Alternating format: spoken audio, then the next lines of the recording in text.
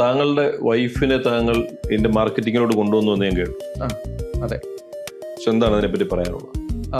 ഈ പറഞ്ഞതുപോലെ എംപ്ലോയീസിനെ നല്ലൊരു ഗുഡ് എംപ്ലോയിയെ തിരക്കി നടക്കാനുള്ളൊരു സമയത്ത് അങ്ങനെ ഒരു ആലോചനയിൽ തിങ്ക് ചെയ്യപ്പോഴാണ് എനിക്കൊരു തോട്ട് പ്രോസസ്സ് തോന്നിയത്. എന്തുകൊണ്ട് എൻ്റെ വൈഫിനെ കൂടെ എൻ്റെ പാർട്ണറാക്കി പാർട്ണറല്ല ബിസിനസ്സിലോട്ട് ഉൾക്കൊള്ളിച്ചുകൂടാ, മാർക്കറ്റിംഗിൽ കൂടെ കൊണ്ടുവന്നൂടാന്ന് ഞാൻ തീരുമാനിച്ചു.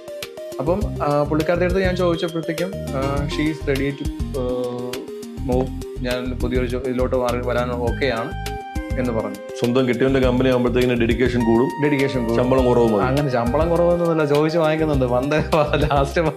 ഫസ്റ്റ് എല്ലാ വന്നിലും ചോദിച്ചു വാങ്ങിക്കുന്നുണ്ട്, കാശ് മേടിക്കുന്നുണ്ട്. അവിടെ ഭാര്യ ഭർത്താവ് ഒന്നുമില്ല, കാശിന് കാശ് തന്നെ വേണമെന്ന് പറയും.